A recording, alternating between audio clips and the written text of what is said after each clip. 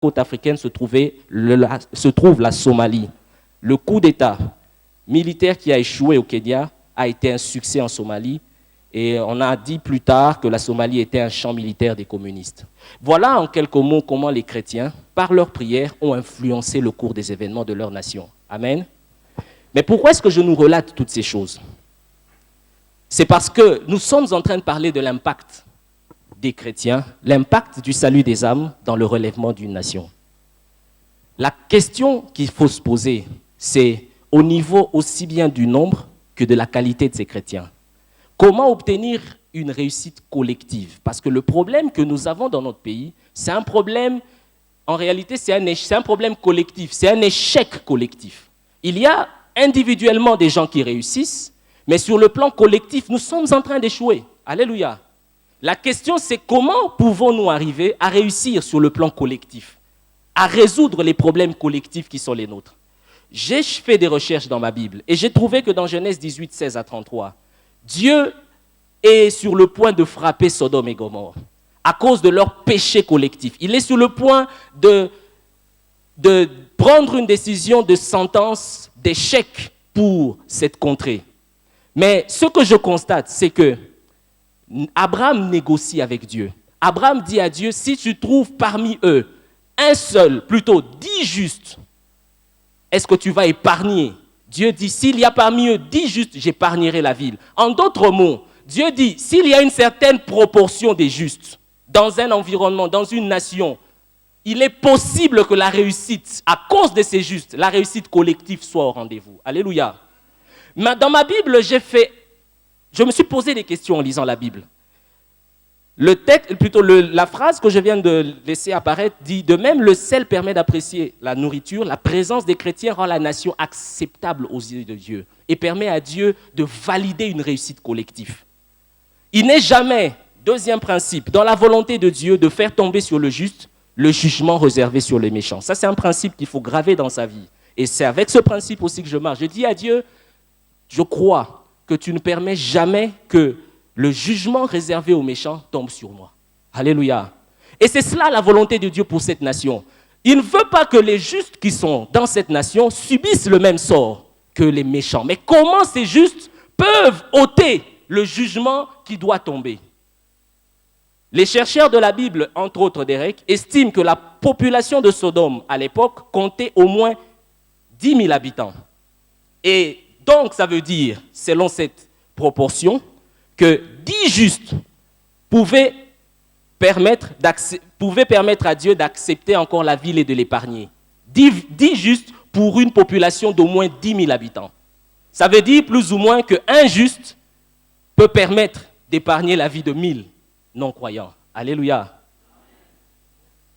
Le même principe de un juste pour 1000 non-chrétiens se retrouve aussi dans Job 33, 23. Si vous lisez, vous pouvez retrouver que c'est le même principe qui est appliqué.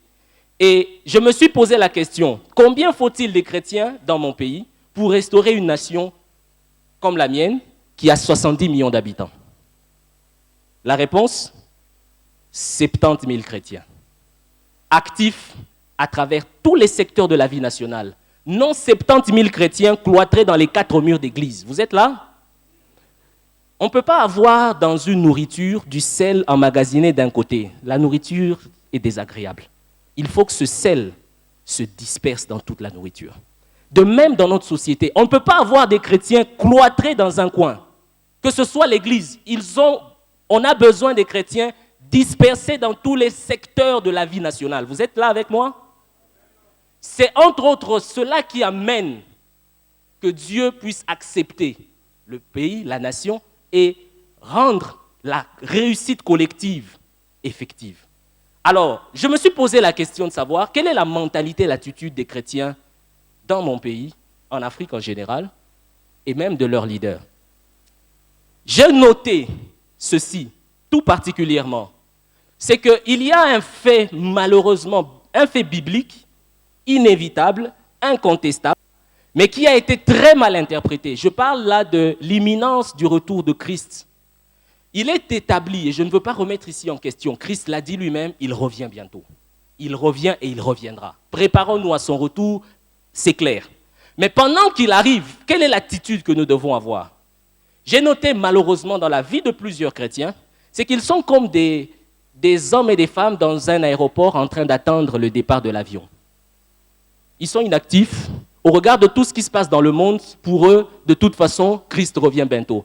Posons-nous la question, comment interprétons-nous les guerres? Comment interprétons-nous la crise financière, économique? Comment interprétons-nous le mal qui s'accroît? Souvent, ce que nous disons, c'est que ce sont des signes du retour de Christ. On n'y peut rien. Christ revient bientôt. Croisons les bras, attendons qu'il vienne. Prions pour que les âmes soient sauvées, mais nous n'avons rien à changer.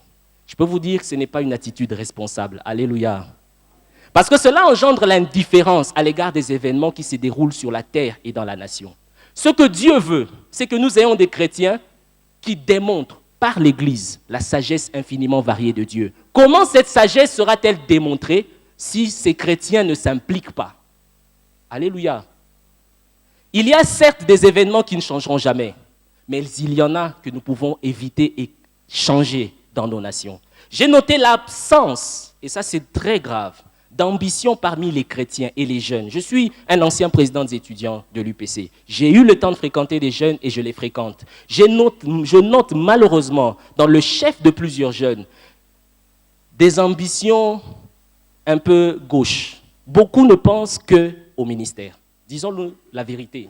Vous avez un chrétien licencié en économie, licencié en droit, licencié dans tout ce que vous voulez, mais qui est incapable de vous dire le minimum sur sa matière, qui ne lit pas du tout les éléments relatifs à son domaine de prédilection, mais qui croit que Dieu va l'utiliser, qui croit que Dieu va l'aider à aller loin dans la vie. Alléluia.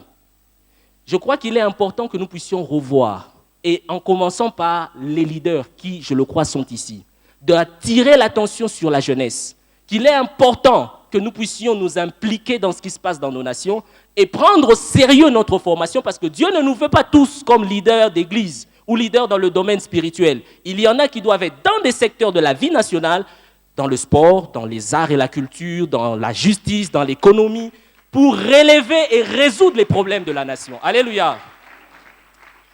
Et malheureusement, cette attitude entraîne la marginalisation de l'Église dans la prise des décisions au sein des nations. Marginalisation, pareil, des chrétiens. Nous ne sommes pas toujours estimés, nous ne sommes pas toujours pris au sérieux. Certains intellectuels, quand ils pensent aux chrétiens, quand ils regardent les chrétiens, ils se disent « Vous êtes des rêveurs, vous rêvez, vous pensez que tout se résout par la prière. » Et c'est vrai, tout ne se résout pas par la prière. Alléluia. Il faut que nous ayons des chrétiens experts dans différents domaines. C'est de cette manière-là, ce sont ces chrétiens-là qui auront un impact dans la marche de notre nation. Et je l'ai donc dit, faible impact des chrétiens dans le royaume, faible impact des chrétiens et du royaume de Dieu sur la destinée des nations. Alors, projetons-nous rapidement vers le futur. Qu'est-ce qu'il est possible pour nous? J'ai dit à des amis, et c'est une phrase que je grave dans mon cœur, j'ai vu le futur, et moi, j'ai décidé d'y habiter. Tu peux dire cela à ton voisin? C'est vrai. Est-ce que tu as vu le futur? Pas seulement ton futur personnel, mais le futur collectif. Je vais nous faire rêver un peu. Nous sommes en 2022. L'émergence d'une génération de leaders qui incarnent les valeurs du royaume est une évidence. Nous voyons en 2022, rêvons un peu, nous sommes là, nous voyons le domaine de l'armée, le domaine de cours et tribunaux, le domaine du sport, les arts et la culture. Quand je parle des arts et de la culture, je vois la musique, je vois la décoration intérieure, je vois le domaine esthétique. Nous sommes dans le domaine du business, dans le domaine de la politique, dans le domaine des médias. Tous ces secteurs sont tenus par des jeunes, par des hommes et des femmes, pourquoi pas d'une trentaine, d'une quarantaine d'années, mais qui respirent les valeurs du royaume. Ils ont conscience des desseins de Dieu pour la destinée de la nation et pour le monde en ce temps de la fin. Je voudrais que vous puissiez les voir. Vous représentez ces personnes à différents secteurs de la vie nationale. Ils sont pimpants, ils sont beaux, elles sont belles, mais ils sont conscients de ce que Dieu est en train d'accomplir. Nous sommes dans ce temps 2022. Le gouvernement a su mettre sur pied une armée dissuasive et républicaine qui impose le respect à tous ses voisins. Le pays est stable, en paix avec ses voisins. Le ciel est sûr, car voici 5 ans qu'il n'y a plus jamais eu de crash dans notre territoire national. Nous sommes en 2022. Il est possible de quitter désormais Kinshasa pour Lubumbashi en véhicule. Imaginez, vous avez votre véhicule, vous rejoignez Lubumbashi. Alléluia. La ligne de métro Kinshasa-Kikwit va bientôt être disponible parce que les travaux sont en train de terminer. Désormais, les grandes multinationales s'établissent dans le pays parce que la paix et la bonne gouvernance sont du vécu. Ce n'est pas des slogans. Avant qu'il ait fini, un jeune est contacté par les multinationales et est engagé. C'est monnaie courante et ce n'est pas un extra. Nous sommes dans ces temps-là. Les crédits sont octroyés avec plus de facilité et la consommation des biens et services n'a plus rien à envier à celle qu'on constate dans des pays comme l'Afrique du Sud. Tu peux acheter ta maison à crédit, tu peux acheter ton véhicule à crédit parce que tu as un emploi et ce n'est pas un luxe. C'est cela l'avenir que j'ai vu et c'est cela l'avenir dans lequel j'ai décidé d'habiter. Si tu es avec moi, tu dis Amen. Les églises et les chrétiens se multiplient et l'État entretient avec les églises un rapport de fraternité, un rapport de respect et d'amitié. Mais bien aimés, nous avons rêvé, c'est vrai, mais revenons un peu à la réalité. Comment arriver à avoir un pays pareil? La stratégie pour accroître l'impact des justes dans la nation. J'en ai pris quelques-uns, 3, vous le voyez. J'ai sauté ce slide, faute de temps, le précédent, parce qu'il parle de la tour de Babel. Vous pouvez prendre la référence, Genèse 11, 1 à 9. On y raconte l'histoire de la tour de Babel. Comment des gens se sont mis à travailler collectivement. Vous savez, Jésus a dit les chrétiens de ce siècle sont plus... Les enfants de ce siècle sont plus sages que nous. Regardez comment ils façonnent une institution comme l'Union européenne. Ça fait plus de 50 ans qu'ils y travaillent. Alléluia. Et ils y travaillent collectivement. Je me suis rendu compte que le premier élément, c'est la qualité de la communication.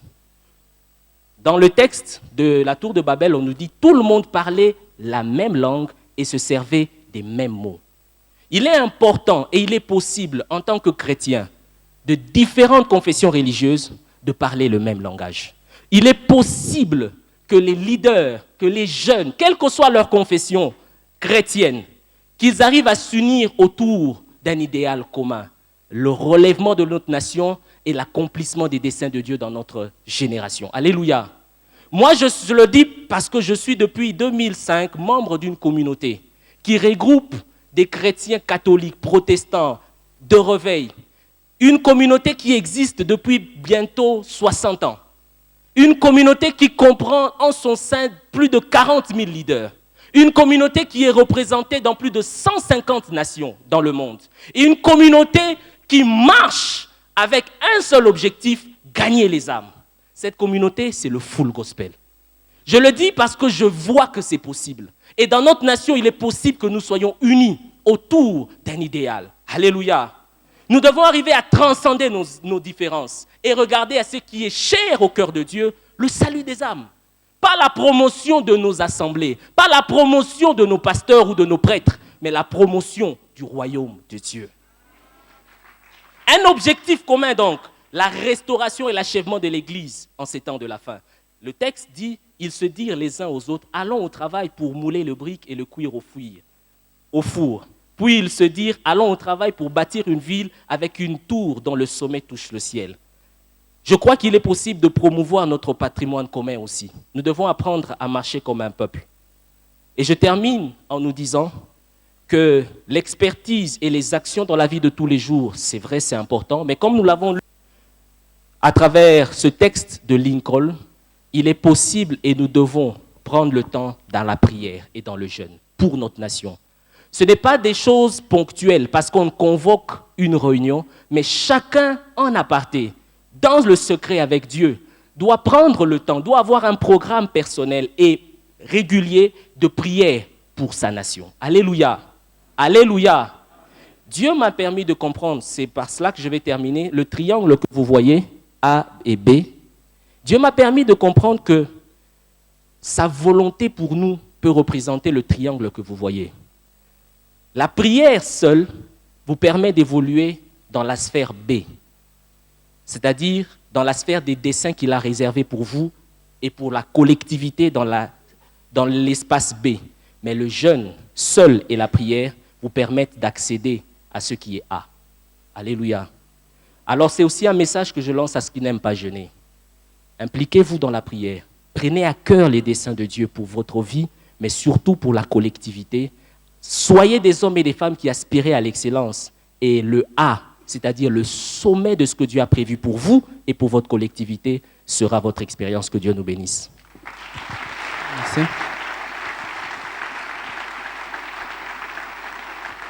J'ai vu le futur et j'ai décidé d'y habiter.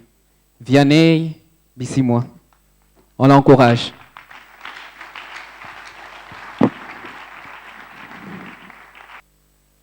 Le dimanche 5 août 2012, je suis allé dans un camp de déplacés à Goma, à 17 km au nord de Goma.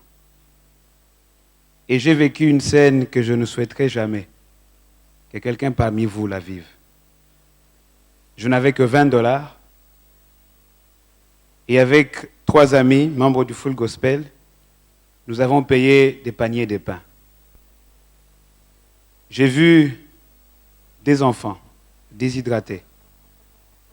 J'ai vu des enfants abandonnés qui ont fait des semaines et des semaines, de nuit et de nuit, sans manger, sans toit, à l'abri de la souffrance, de la peur. Et je me suis demandé, je vais donner le premier morceau de pain à qui? Ils étaient tous là, les mains tendues. C'est une expérience que je ne voudrais jamais que tu vives. J'ai vu des femmes qui accouraient avec leurs enfants, en train de tendre les mains pour leurs enfants. 600 personnes. 600 personnes autour d'un espace plus petit que là où nous sommes, sans toilette. Et ces personnes-là me tendaient tous la main. Et je me disais, qui suis-je? Je n'étais rien. Et je me rappelle que lorsqu'on a commencé à distribuer les miettes de pain, j'ai vu comment ils accouraient tous. Ils m'ont même renversé. Je suis tombé avec mes 20 morceaux de pain qui restaient. Certains sont tombés avec moi. Des jeunes gens, des hommes accouraient tous. Ils voulaient tous avoir un petit morceau de pain. Tout ça pourquoi? À cause de la folie des hommes. Un grand penseur a dit que lorsque une communauté est en ruine, ce n'est pas seulement la faute de méchants, mais c'est aussi la responsabilité à cause du silence et de la passivité du juste. Et aujourd'hui, en vous regardant, je vous pose une seule question. Je pense que le temps des discours est fini. Qu'allez-vous faire? Qu'allez-vous faire pour cette nation? Qu'allez-vous faire pour notre communauté? Quelqu'un parmi nous est une bénédiction pour plusieurs, mais il est aussi un héros pour quelques-uns. Mais il faut qu'il se connaisse, qu'il prenne conscience de la force qui repose en lui, qu'il s'élève et qu'il agisse.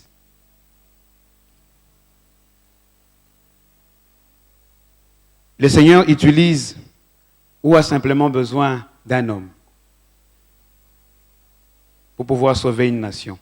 Regardons tous le désespoir, la médiocrité, l'habitude du malheur, la situation de nos universités, de l'éducation, de nos avenues, de nos quartiers, le chômage et toute la misère de notre pays que l'orateur que je viens de suivre a peint ici. Et pensons-y quelques instants.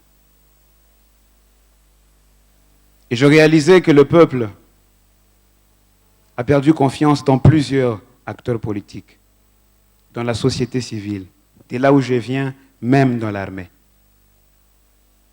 Des quartiers entiers de communautés sont aujourd'hui retournés vers le Seigneur. Mais qu'est-ce que nous leur offrons lorsqu'ils viennent vers nous? J'aimerais qu'on réfléchisse un tout petit peu. Que faisons-nous? Autrement dit, que fais-tu? Moi, je pense que nous n'avons pas, ou que nous ne sommes pas en train de vivre cette période pour rien. Et je ne pense pas que nous avons vécu toute cette misère pour rien. Un grand penseur a dit que les grandes tragédies humaines révèlent les grands leaders. C'est dans les moments de trouble et de difficultés que le Seigneur passe par des personnes pour changer l'histoire des communautés et des nations. Donc c'est maintenant qu'il faut que les justes s'élèvent et qu'ensemble nous puissions sceller l'avenir, le sort de cette nation pour la gloire de Dieu. C'est maintenant. C'est maintenant qu'il faut que les jeunes rompent avec la facilité. Parce que si nous voulons devenir grands et faire de grandes choses, eh bien il nous faut affronter des choses difficiles.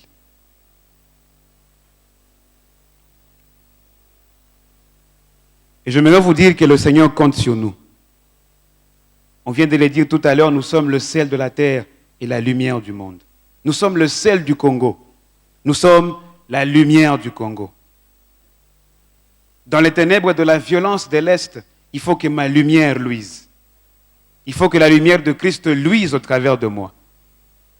Dans les ténèbres de la souffrance et de la misère à Kinshasa, il faut que ta lumière luise. Dans cette situation où les jeunes sont désespérés, où les familles sont délabrées, il faut que les chrétiens donnent de la saveur aux familles. Il faut que les jeunes donnent de la saveur à leur communauté. Le leadership, c'est aussi la contagion. Nous devons donc contaminer les personnes autour de nous et influencer cette nation pour le Seigneur. Et c'est possible. Dieu nous élève comme des signes et des présages du temps. Lorsqu'on cherchera des justes dans cette nation, que les gens regardent à nous. Lorsqu'on cherchera des personnes qui sont debout, que les gens te voient et qu'ils bénissent Dieu à cause de toi. Une nation ne peut pas émerger s'il n'y a pas de l'inspiration, s'il n'y a pas de repères. Dieu nous place comme les repères, comme les remparts de cette nation. Dieu fait de nous le sel du Congo et la lumière du Congo. Nous ne devons pas simplement attendre les alternatives. Nous devons les proposer et nous devons les devenir nous-mêmes. Que dans cette période où les gens se disent, est-ce qu'il y a un leader qui peut se lever au Congo? Que tu sois le leader qui va se lever au Congo. Le temps simplement de critiquer, de pointer les autres du doigt et de dire eux est passé. Nous ne sommes pas une génération de victimes, mais des acteurs. Nous ne subissons pas, mais nous faisons subir. C'est à cela que le Seigneur nous appelle. C'est aussi cela, le leadership. Nous devons influencer. Nous devons transformer et changer les choses autour de nous. Comme il a si bien dit, nous devons expérimenter la puissance de l'unité. Nous devons rester groupés, ensemble, afin de constituer des remparts solides. C'est très important. Et j'ai mis à côté Full Gospel, Businessmen, Fellowship International, parce que je crois que si quelqu'un veut vivre le ciel sur la terre, il n'a qu'à devenir membre de cette communauté. Une diversité sans précédent. Je ne connais pas et je n'ai pas envie de connaître l'origine tribale du frère ou de la sœur assise à côté de moi. Je sais une seule chose, c'est qu'avant qu'on aille au ciel, nous allons briller sur la terre. C'est à cela que Dieu nous appelle. Nous avons vu de grands leaders au travers de la Bible. Le Dieu de Joseph, le Dieu d'Esther, le Dieu de Daniel. Mais je crois qu'il est temps qu'on parle de ton Dieu à toi aussi. Le Dieu des princes, le Dieu de Géry, le Dieu d'Éric, le Dieu de Manuel, le Dieu de Sarah. Il est temps qu'on parle aussi de ton Dieu. Mais il faut que tu apprennes à faire des choses difficiles. Parce que le Seigneur compte sur toi. J'aimerais vous dire que Dieu fait de nous des aigles. Vous savez que de tous les mammifères, l'aigle est parmi les mammifères qui vit très longtemps. Plus de 70 ans. Mais pour arriver à 70 ans, l'aigle doit traverser le cap de 40 ans. Et c'est un cap très, très, très difficile. Comme avec l'aigle, Dieu permet que des circonstances difficiles nous arrivent. Parce qu'il nous prépare à de grandes choses. Walter Trobich a dit que la souffrance est une condition de croissance. Celui qui a vécu l'injustice est mieux placé pour faire régner la justice. parce qu'il sait comment ça fait mal. Celui qui a vécu dans la pauvreté, il peut s'élever et offrir des richesses aux gens parce qu'il sait comment ça torture. Nous ne vivons pas toute cette souffrance pour rien. C'est pour un but. Bonaparte a dit, malheur à celui qui ne fait pas mieux que son père. Malheur à nous jeunes, si nous ne faisons pas mieux que nos parents. Et pendant ce temps-là, parce qu'on parle de l'aigle, il est confronté à une crise très grave. Il ne peut plus utiliser ni son bec, ni ses serres, et il ne peut plus voler très haut. Il est donc devant un choix. Soit qu'il se meure lentement, soit qu'il se retire pendant 3 longs mois dans le haut-air, afin de pouvoir régénérer. Et c'est un choix difficile. Mais c'est le choix de grands. C'est le choix des leaders. Nos afflictions, nos épreuves du moment nous préparent, ou alors nous ont préparés à ce jour, à devenir et à vivre une nouvelle vague de réveil pour cette nation. Nous n'avons pas souffert pour rien. Les gens ne sont pas morts pour rien. Les enfants ne périssent pas pour rien. Alors durant ces 3 longs mois, qu'est-ce que l'aigle fait? Il s'impose de souffrances terribles. Prince Moubaki a parlé du jeûne et de la prière. Il cogne son bec contre les parois des rochers très élevés. Et lorsque l'ancien bec tombe, il y a un nouveau qui régénère. Et avec son bec, il va enlever les anciennes serres. Et avec son bec et ses serres, il va se déplumer. Il va saigner. Il va souffrir. 3 longs mois de preuves et de souffrances. Mais lorsque ce temps passe, l'aigle rajeunit. Il redevient l'animal le plus féroce. Lorsqu'il voit sa proie de loin, tellement sa vision est refaite et rétablie, il peut même voir des hauteurs très élevées une petite souris dans le champ. Et lorsqu'il fonce, même sur un buffle, il le déchire en quelques secondes.